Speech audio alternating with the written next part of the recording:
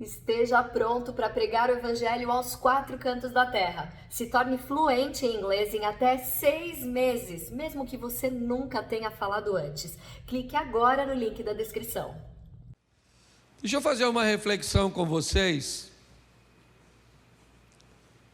Na história de um homem de Deus, que desenvolveu com Deus um relacionamento. Ele não foi da noite para o dia. Este homem viveu experiências extraordinárias ao lado de Deus. Extraordinárias no que diz respeito a experiências boas. Extraordinárias. Porque em alguns momentos ele viveu coisas ruins. Mas ele entendeu que o que ele estava desenvolvendo é uma caminhada ao lado do Senhor. Este é um culto de campanha, e a história dele é uma história de vitória, mas também uma história que nos mostra que cada batalha traz consigo seus desafios, e que cada batalha precisa ser vista de uma forma muito particular. O nome deste moço é Josué. Eu quero mostrar a você hoje como Deus tratou de Josué. Põe para mim, por favor, Josué capítulo 1. Eu vou ler bastante, vou falar pouquinho, mas eu preciso ler os primeiros 9 versículos do capítulo 1. E sucedeu depois da morte de Moisés, servo do Senhor, que o Senhor falou a Josué, filho de Num, servo de Moisés, dizendo: Moisés, meu servo, é morto. Levanta-te, pois, agora passa esse Jordão, tu e todo este povo, à terra que eu dou aos filhos de Israel.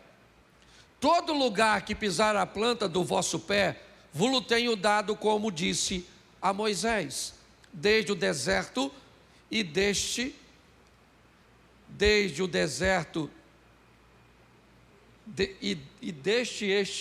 Líbano, até o grande rio, o rio Eufrates, toda a terra dos heteus, até o grande mar, para o poente do sol, será o vosso termo. Ninguém se susterá diante de ti todos os dias da tua vida. Ninguém te susterá diante de ti todos os dias da tua vida. Ninguém te susterá diante de ti todos os dias da tua vida. Como eu fui com Moisés, assim eu serei contigo. Não te deixarei, nem te desampararei. Esforça-te e tem de bom ânimo, porque tu farás este povo herdar a terra que jurei a seus pais lhes daria. Tão somente esforça-te e tem muito bom ânimo, para teres o cuidado de fazer conforme toda a lei que o meu servo Moisés te ordenou. Dela não te desvie, nem para a direita, nem para a esquerda, para que prudentemente te conduzas por onde quer que andares. Não se aparte da tua boca o livro desta lei, antes medita dele de dia e de noite, para que tenhas cuidado de fazer conforme tudo quanto nele está escrito, porque então farás prosperar o teu caminho, e então prudentemente te conduzirás. Não te mandei eu, esforça-te e tem bom ânimo. Não pasmes, nem espantes, porque o Senhor, teu Deus, é contigo por onde quer que andares. Feche os seus olhos. Pai, em nome de Jesus, fala conosco, ó Pai, e fala conosco muito mais do que queremos ouvir, fala conosco o que precisamos ouvir. Usa-me como um canal de bênção nesta hora, pelo poder do nome de Jesus. Amém. Glória a Deus. Amém. Bom, eu queria chamar a atenção em primeiro lugar para a responsabilidade que caiu sobre este homem. Moisés sumiu, essa é a grande verdade. Ele simplesmente não foi visto, ele foi procurado por um tempo, não conseguiram achar. E este povo precisa de um novo líder. Alguém que está sendo preparado já há algum tempo, é verdade. Josué não é alguém que cai de paraquedas para liderar o povo. Nós não estamos lidando com um Deus irresponsável. Já faz um tempo que Josué está ao lado de Moisés, observando sua liderança, observando como ele agia. Deus faz questão de mostrar a Josué, e usa essa expressão 2 vezes: Moisés, meu servo, é morto. Moisés, meu servo. Me parece que Deus quer deixar bem claro a Josué que há um desnível entre ele que está começando e entre Moisés que está saindo de cena. Me parece que Deus quer deixar claro que, e ele diz isso, ele diz que Moisés é servo do Senhor e Josué é servo de Moisés. Preste atenção. Deus faz questão de dizer isso. O Moisés é meu servo, Josué. E você, até o presente momento, você era servo do meu servo. E eu vou te tratar assim até que você seja promovido a meu servo. Eu gosto disso. Dessa maneira coerente que Deus vai tratar. Deus vai fazer algumas promessas a Josué. O lugar que você botar a planta do seu pé, por quê? Porque ele está substituindo um estadista, um negociador. As batalhas enfrentadas por Moisés foram muito pequenas, basicamente insignificante ao número de batalhas, né, enfrentadas e vencidas por Josué. Josué entra para uma expansão que me parece que ainda vai ser acrescentada na gestão de Davi, que também foi um reino de expansão. Mas é importante quando nós vemos este camarada entrar em cena. Deus vai dar a ele promessas. O lugar que você botar a planta do vosso pé, eu vos tenho dado por herança. Eu preciso que você fique atento, que numa linguagem talvez hoje, principalmente no ambiente dos coaches, que você faça uma boa modelagem, que você copie, que você se oriente, que você se norteie em tudo aquilo que você viu meu servo Moisés viver. Olhe para meu servo e aprenda com o meu servo a se tornar meu servo. É mais ou menos isso. É mais ou menos como se fosse nossa responsabilidade a ter um estilo de vida na igreja, onde o novo que chega olhasse para nós e entendesse que ele ainda não é um servo, ele é alguém que está sendo introduzido no ambiente para servir. Mas ao olhar aqueles que já servem, ele pode se espelhar neles. É mais ou menos isso. Começa a história, obviamente, recheado de promessas. Você contigo, quando fui com Moisés, ninguém vai se estabelecer diante de você. Assim como eu fui com Moisés, meu servo, eu serei contigo, não te desampararei. Eu preciso que você se esforce, eu preciso que você tenha ânimo. É uma palavra extraordinária, porque o cara entra em cena para dar continuidade ao que Moisés estava fazendo. Ele não está substituindo, se é que eu posso chamar assim, que ele não substitui Moisés, ok? Cada um tem sua função, mas ele vai dar sequência. Pastor, por que o senhor está fazendo tudo isso? Porque esse cara está cheio de promessa, e algumas delas não vão se cumprir na vida dele. Eu não sei se você reparou, mas existem algumas condições para que isso aconteça. Se você se mantiver no caminho, se você guardar as palavras, se você viver nos princípios, isso vai acontecer com você. Mas a história que Josué vai enfrentar é um pouco diferente. O povo todo está de olho nele. Sabe o que o povo diz para ele? Nós vamos ficar de olho em você e vamos observar. Se Deus for com você, como foi com Moisés, quem não te obedecer, nós vamos matar. Fique tranquilo, você não precisa nem agir. Deixa conosco, nós vamos resolver.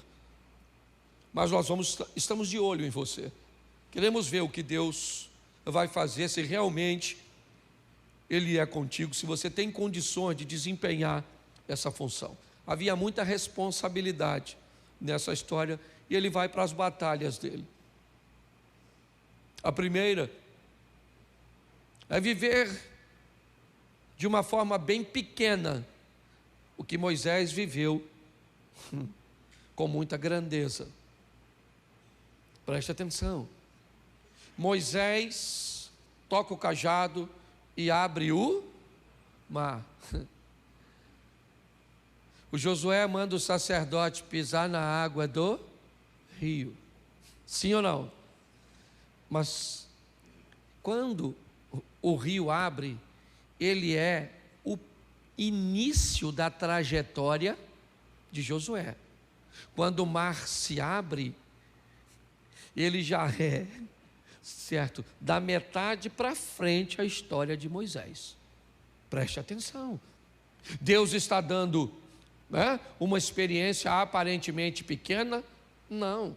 Deus está simplesmente dizendo para mim, para você e para Josué que a melhor maneira de começar e mais coerente, certo? É começar pequeno, de baixo, vá devagar. Vamos abrir um rio primeiro a pé enxuto. Vamos atravessar este rio, então está tudo certinho. Vamos devagarzinho. A primeira cidade qual é? É Jericó. É verdade. Poxa, mas Moisés entrou no Egito, o império. Josué vai para Jericó. Vencer uma batalha ou enfrentar uma batalha. É isso que vai acontecer com ele. A probabilidade dele vencer é muito pequena. Ele não tem material bélico para invadir aquela cidade. Aliás, ele nem precisa invadi-la. Se você conhece um pouquinho, não tem necessidade nenhuma, certo? Para chegar na terra prometida, ele não precisava vencer Jericó, algo minúsculo. Se hoje Jericó já é uma cidade pequena, aparentemente insignificante, certo? Sob a gestão dos muçulmanos, eu imagino naquela época o quanto menor ela era.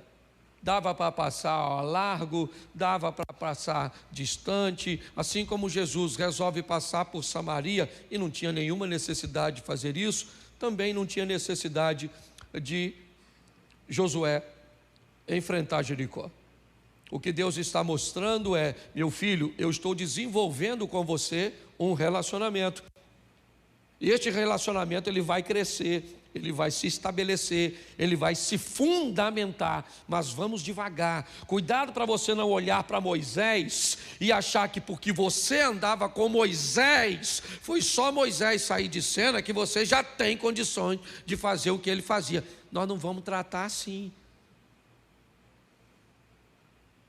A história de Moisés também foi muito morosa, foi muito vagarosa, certo? Às vezes nós olhamos para ele chegando nas pragas, mas ele foi criado de uma forma. Olha o tempo que ele fugiu para fazer um reconhecimento do deserto, cujo qual ele iria levar o povo. Deus está agindo de uma forma muito intencional, de uma forma muito sóbria. Hoje eu vejo pessoas não conquistarem suas vitórias, viverem ciclos de derrotas. Servos de Deus, cheios de promessas, como Josué, mas às vezes sofrendo os desgastes e os desafios, e muitas vezes por erros próprios. Josué chega diante de Jericó e Deus vai mostrar ao povo. É só isso. Por que você não tem armas? Porque eu não quero que tenha armas. Por que eu vou botar o exército na frente, como foi o caso de Josafá, cantando? Porque eu quero mostrar para o meu povo que a vitória do meu povo vem das minhas mãos. Eu quero mostrar ao meu povo que é a obrigação dele fazer tudo o que pode, Mas meu povo tem que saber que faça sempre o que pode. Mas quando suas forças e estratégias não funcionarem mais, eu vou estar onde sempre estive, no trono da glória, no controle de todas as coisas. É isso que Deus está falando. Para que invadir Jericó? Vá lá e veja. Não faz sentido derrubar aquelas muralhas, a não ser para dizer a Josué, ao povo e a todas as nações vizinhas: este povo tem Deus. Se você pensa que Deus quer te dar vitória porque está focado apenas em você, você está equivocado. A vitória que Deus quer te dar tem o foco de que com ela outras pessoas observem e descubram que você só vence porque a misericórdia do Senhor trabalha a seu favor. Muito bem, é maravilhoso. Capítulo 6, Jericó é tomada. Nossa, o povo está em êxtase. Venceram uma batalha, foi incrível como aquelas muralhas ruíram. Nossa, foi sensacional. Ainda alguns personagens de Jericó se mantiveram vivos. Olha que legal. Por que é que você pensa que Deus deixou Raabe, a meretriz, e teve misericórdia dela? Porque ela trazia com seus irmãos e família a notícia de como era Jericó, de como ela era forte, como ela era, próspera para aquele momento. Então aquele povo trazia para o meio daquele povo nômade, que tinha saído de uma escravidão, que eles venceram. Olhar para Raabe e para sua família é receber a notícia de que Deus era um Deus que fazia. Tá certo? Mas Jericó não é o destino. Ele é apenas uma fase do trajeto. No capítulo 7, coloca para mim o verso 13, por favor. Eu acho que vale a pena. 7:13. Levanta-te, santifica o povo, e diz: santificai-vos agora para amanhã, porque assim diz o Senhor Deus de Israel: maldição, anátema, há no meio de vós, Israel, diante dos vossos inimigos, não podereis sustentar-vos, até que tireis a maldição ou o anátema do meio de vós. Presta atenção que tem um texto aqui que ele entra em choque com aquilo que Deus falou no capítulo 1. Diante de você ninguém vai se manter de pé, Josué. Ninguém vai se manter de pé diante de você. E agora esse texto está dizendo: diante dos vossos inimigos você não vai poder ficar de pé. Olha uma contradição no que está sendo disso. Observe bem. Lá atrás eu disse: Josué, eu vou ser contigo, eu vou agir a seu favor, e ninguém vai suster-se diante de você. Beleza, aqui está dizendo: aí Josué, você não fica de pé diante de... O que mudou? Pare e pense. Diante de Josué agora tem uma nova batalha. Jericó é passado, pelo menos no que diz respeito à oposição. Jericó foi vencida. Ok? Talvez não na totalidade, porque Jericó ainda continua viva dentro do povo. Essa é a grande verdade. O povo agora tem o quê? Josué é um estrategista, ele é um militar, ele aprendeu com Moisés, assim como ele foi espia, agora ele também utiliza do mesmo sistema. Utilizou em Jericó e utiliza em Ai. Agora um lugarejo pequeno, aproximadamente 3.000 pessoas, maioria mulheres e crianças. O que Josué faz? Manda seus batedores irem à frente e sondarem o ambiente e ver o que é que está à frente, para que quando o povo chegasse preparado, para que não houvesse surpresa. Eles foram e voltaram trazendo a notícia: uma cidade fraca, mulheres e crianças, a maioria. Não fadigue ali todo o exército, mande apenas 3.000 homens. Presta atenção, eles vão com força máxima já.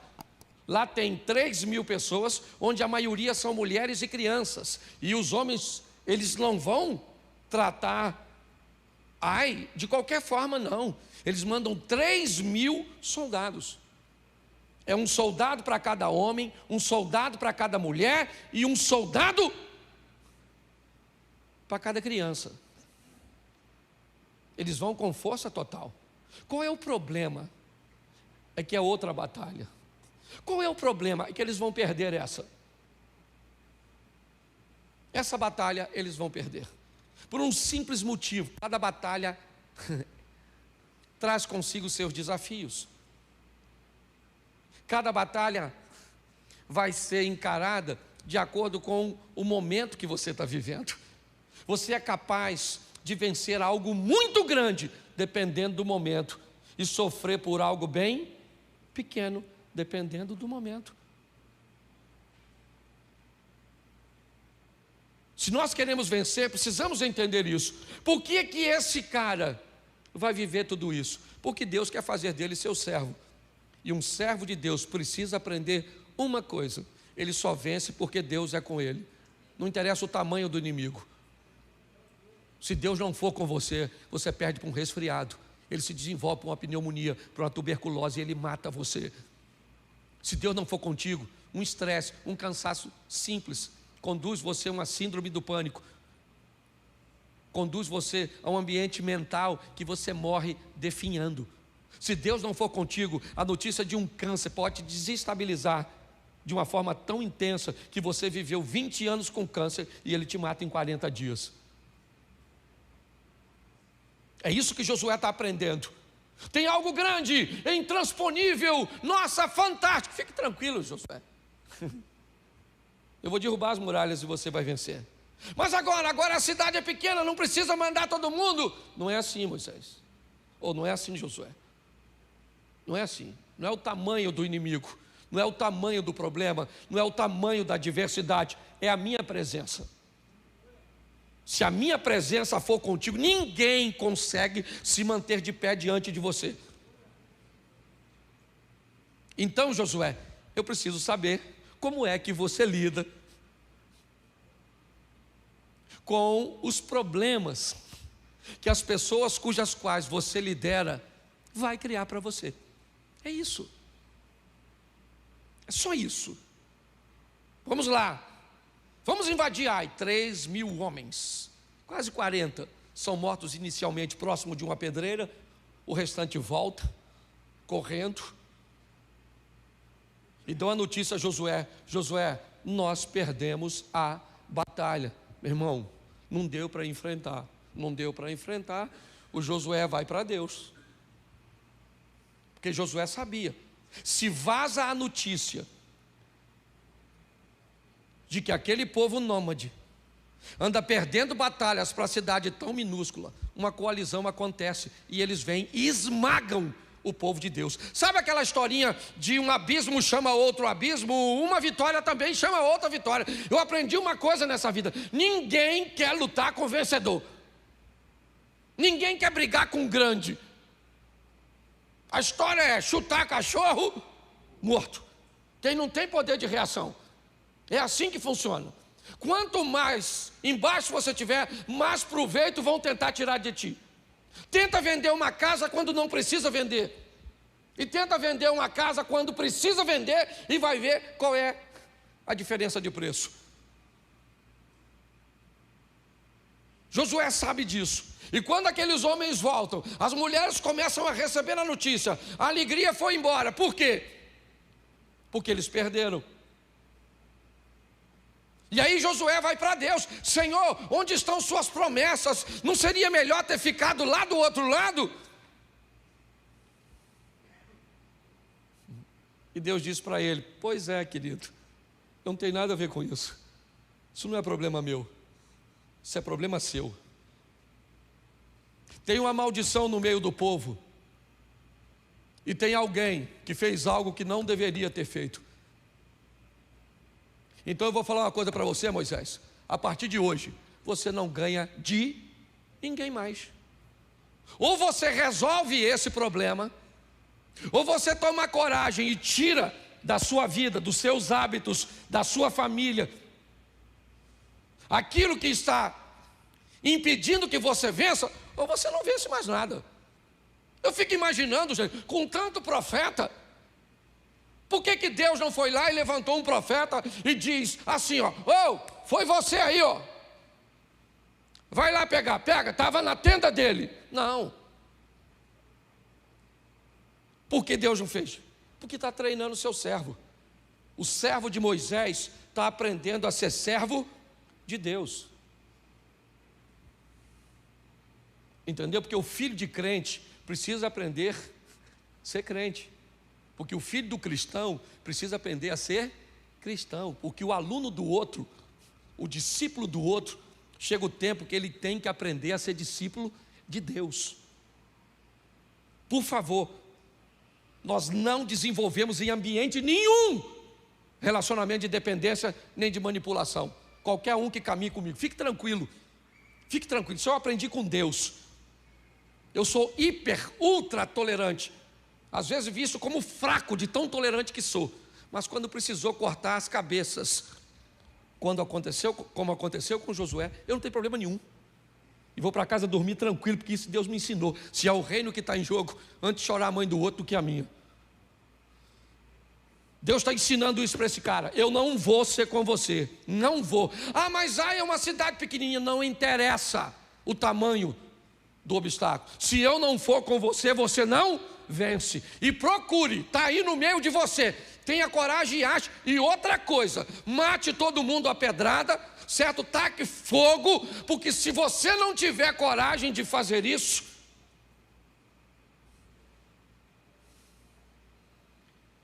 diante de vossos inimigos não podereis suster-vos. Só isso. E Deus me parece que foi embora e deixou Josué com essa coisa para resolver. É isso. Muitas vezes esse treinamento ele é muito doloroso, porque temos que remover da nossa vida coisa que não gostaríamos, sabe, de mexer. Ele vai lá, é verdade, descobre quem é, mata. Depois você lê, que eu não sou obrigado a ler tudo. Mas esse cara está aprendendo que se ele quer ser servo de Deus, tem uma coisa que é prioridade. O que é? O reino de Deus. E ele não é brincadeira. Para Josué é difícil. Primeiro porque ele olhou para as viúvas dos homens que morreram. As mulheres estão chorando. 36 homens, me parece, morrem nas pedreiras. O povo está apreensivo. Ele tem que continuar a caminhada. O destino é a terra prometida. Eles venceram apenas a primeira batalha. Ainda tem mais de 40, me parece, certo? Para chegar até o final. E cada batalha traz consigo uma lição. Em cada momento nós vamos subindo de nível. E não tem a ver com pecado, simplesmente. Essa aqui teve, é verdade. Mas nem sempre. Nem sempre para subir de nível eu preciso de um pecado. Não. Na história de Jó é uma subida de nível. 42, verso 5, me parece. Eu só te conhecia de ouvir, mas agora os meus olhos, ele está descrevendo 2 tempos da sua vida. Um tempo de passado, onde a crise ainda não tinha chegado. E a crise foi por desobediência? Foi por maldição, anátema? Não. Foi para promover. Então, se eu vou lidar com Deus, eu preciso saber que tipo de crise eu estou enfrentando. Porque para todas as pessoas, todas as crises são motivos de pecado. O que você está fazendo? Algo. Às vezes não tem pecado nenhum e você vai enfrentar uma crise. Você vai enfrentar uma dor, você vai enfrentar uma perda. Porque Deus está te forjando, levando você para um próximo nível de relacionamento com Ele. Agora no capítulo 8, coloca aí verso 1. Coloca 1. 8:1. Então disse o Senhor a Josué: não temas e não te espantes. Toma contigo toda a gente de guerra, levante, sobe a Ai. Olha que te tenho dado a tua mão o rei e o seu, e a sua, vamos lá, verso 2. Farás, pois, a Ai e a seu rei, como fizeste a e a seu, salvo que para vós, salvo que para, saqueareis os seus e o seu. Presta atenção. Eu gosto da motivação. Entra em Jericó e não pega nada. Tudo que tiver ali é meu. O restante mata. Agora Deus diz, faz o seguinte, leva todo mundo e diz para eles o seguinte, mata tudo e o que você pegar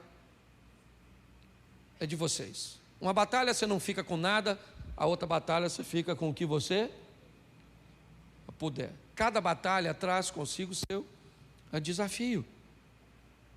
Ele vai agora com força total contra Ai. E ele perdeu a batalha, mas venceu a guerra. O desafio da nossa vida é entendermos que nós estamos envoltos numa guerra. Todos os dias estamos em guerra com o mundo espiritual. Em alguns momentos, o mundo espiritual transporta essa guerra para o mundo físico.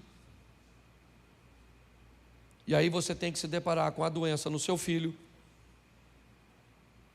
com uma oposição clara, velada. Mas a guerra existe todos os dias, todo momento. E ela tem um propósito, essa batalha. Qual é? Nos aproximar cada vez mais de Deus. De batalha em batalha, Josué vai aprendendo, vai se aprimorando. Ele vai entendendo como se relaciona com Deus, o tipo de pessoas que ele precisa ter ao seu lado, como ele precisa decidir muitas vezes e tirar situações. Há ocasiões que ele opta pelo silêncio e não fala nada com ninguém. Há ocasiões que ele abre e chama um grupo e expõe as suas necessidades. Josué é alguém que mostra que quem quer viver com Deus a sério precisa começar pequeno. Precisa entender que no começo você não entende muita coisa, você não tem muita experiência, mas que ao longo do tempo é necessário que essas experiências vão acontecendo, para que nós possamos criar em nós um ambiente de vitória. Hoje, algumas pessoas não sabem o que fazer quando perdem, não sabem como se comportar mediante uma crise, não tem coragem às vezes para tirar alguém ou alguma coisa da sua vida, e continuam mesmo sem Deus tentando vencer. Parece que levam sua vida brincando. A vida não é brincadeira. Quanto mais rápido você aprender isso e tratar com mais seriedade a sua vida, porque ela é sua, se você não cuidar dela, ninguém vai fazê-lo. O casamento é seu, ou você cuida dele, ou ele vai para o brejo. O filho é seu, pode ter certeza, porque o diabo levanta todos os dias com toda a sua força para nos destruir. Se a misericórdia do Senhor não fosse conosco, nós não estaríamos de pés. Essa é a grande verdade. Então, a cada dia eu vou crescendo, a cada dia eu vou me aprimorando, a cada dia eu vou me aproximando de Deus. Por quê? Porque eu sei que sem Ele eu não vou a lugar nenhum. A força que eu preciso está nele, a direção que eu preciso está nele. E deixa eu fechar aqui falando algo a vocês. Deus, para agir nas pessoas, Ele age de diversas maneiras, de diversas formas. E quanto mais rápido você descobrir como Ele vai agir na sua, para nós, aqui no projeto, e aí eu falo, como pastor da igreja, quanto mais sóbrio você for, quanto mais assertiva for as suas decisões, quanto mais coragem você tiver, às vezes vai te faltar ânimo, mas você tem que ter coragem. Às vezes você vai ter ânimo, mas não vai ter coragem. Nem sempre ânimo e coragem estão juntos. Mas a minha pergunta é: quem é o responsável por sua vida, a não ser você? Pare e pense, você está satisfeito com aquilo que você está vivendo? Porque Deus não muda, não há sombra de variação nele. Como eu disse, não tem a ver comigo, não tem a ver com você, tem a ver com quem está perto de você. O que Deus quer é se revelar para o seu mundo. Ide por todo o mundo e pregai o Evangelho. Mundo, o seu mundo, ele é seu, ele não é meu. Você vai sair daqui e vai lidar pelo menos, sei lá, com 10, 20, 30 pessoas que eu sequer sei o nome, que eu nunca vi. Vizinhos, amigos, colegas de trabalho. Quem são esses? Esses fazem parte do seu mundo. E o que eles precisam? Eles precisam ver uma luz que Deus colocou em você. Para isso nós precisamos nos posicionar, porque as pessoas precisam disso. Se você tem dons, revelação, se você vê anjo, se você é profeta, se você é ministro, se você é pregador, se você canta, se você toca, se você ensina, eu não sei quem é você, seja você quem for, você é uma peça dessa quebra-cabeça que tem o propósito de mostrar para as pessoas que Jesus Cristo é o Salvador. Isso fica muito mais fácil quando a sua vida vai bem encaminhada. Primeira coisa, nunca queira mostrar para as pessoas uma realidade que não é a sua. Uma das piores coisas para se relacionar com Deus é a hipocrisia, que muitas vezes não vem nem por maldade, é por medo de exposição. Essa é a grande verdade. Tá ruim, gente, tá ruim. Às vezes, se eu falo para algumas pessoas, gente, ontem eu estava com vontade de morrer, eu vejo as pessoas me olhando como se eu fosse maluco. Como o pastor? O pastor às vezes tem vontade de morrer, não tem vontade de vir na igreja, tem vontade de sumir, às vezes não tem dinheiro para pagar algumas coisas, briga com a mulher, tem problemas com os filhos, fica doente, mas não pode falar, né, gente? Porque se falar, Cid, sabe, fica feio, vai queimar a imagem da gente. Pois é, pense mais na sua aparência do que na sua realidade, e você vai ver onde é que você vai parar. É lógico, você não precisa abrir sua história para todo mundo. Às vezes eu falo de uma forma superficial, mas para poucas pessoas, pouquíssimas pessoas sabem que eu enfrento, o que eu enfrento. Eu tenho um cara em Brasília, daqueles sabe, aquele que ele pode ligar e falar o que está acontecendo no casamento, no ministério, nos filhos, com dinheiro, com tentação, com tudo. Eu não posso pegar alguém de perto, então eu peguei alguém de longe, mas tem que ter alguém onde você trate sua realidade, porque se você não fizer, o diabo vai se aproveitar disso e ele vai pegar você.